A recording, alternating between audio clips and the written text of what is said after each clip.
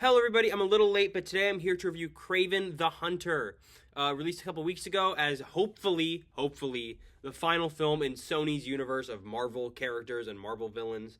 This will be a non-spoiler review. I doubt any of you care, but you know, just for proper sake, this will be a non-spoiler review of Kraven the Hunter, an adaptation of a Spider-Man villain that doesn't feature Spider-Man, that's in the same universe as Venom, Morbius, and technically Madam Web. So I'm excited to talk about this one, because it is very similar to all of those movies. Without further ado, let's get into things. I'm going to talk about my pros first. First off, this movie, I'm very happy it was R-rated.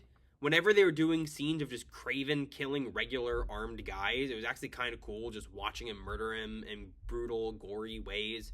It's fun, like, seeing a superhero project other than, like, Deadpool actually have a proper R rating, and I really appreciated that, and it was cool to see in a Spider-Man villain project. Led to some decent action sequences. There were some cool shots here and there. Aaron Taylor Johnson, whenever he's like acting like he's a Fast and Furious movie and not acting like he's in a John Wick movie, he's very, very good. Like, whenever he's quipping or like tricking the enemies or doing like kind of sly or coy, he's very, very solid in here. And there's a couple of villains where they're not necessarily the best represented in this movie, but it's just cool to have them in this movie. Just some classic Spider-Man villains that we haven't really properly seen in the films. Then also Russell Crowe's in this. I can never say boo to a movie for having Russell Crowe. Yeah, those are my pros. On to the cons. It's got a lot of the same issues as a lot of the other ones, especially Madam Web. Horrible, like, dialogue and audio recording over the dialogue. Bad script writing. Bland story. Long extended prologue that didn't need... There was a prologue and then there was a long extended flashback.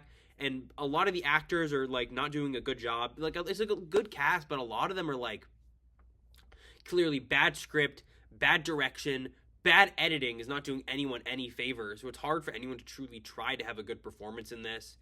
Rushed script, too many plot lines, and yet no plot until the second half of the movie.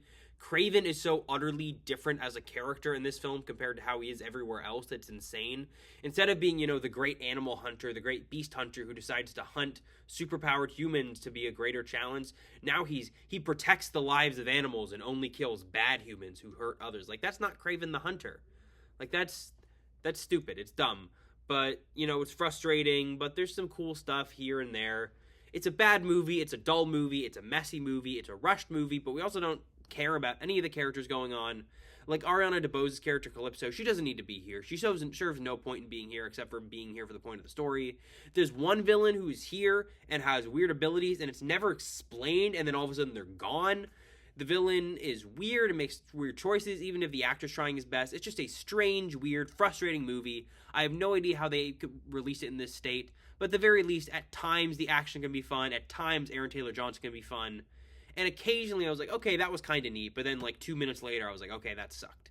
So it was a very frustrating movie in the same vein as Madam Web. Not as outwardly funny as Madam Web was, but definitely had its moments like that. And it was slightly better than Madam Web was in like just technical filmmaking. So slightly edges out Madam Web. Still not a very good movie. Not the worst of 2024, but definitely second last for me. I'd give Kraven the Hunter a 3.5 out of 10. So yeah, there you know where it is on my ranking. Know this is a little late. Hope you guys liked the video. Coming up soon, our review for the Creature Commandos full season and the Star Wars Skeleton Crew season finale, or full season. Hope you guys liked the video. I'll see you then. Bye for now.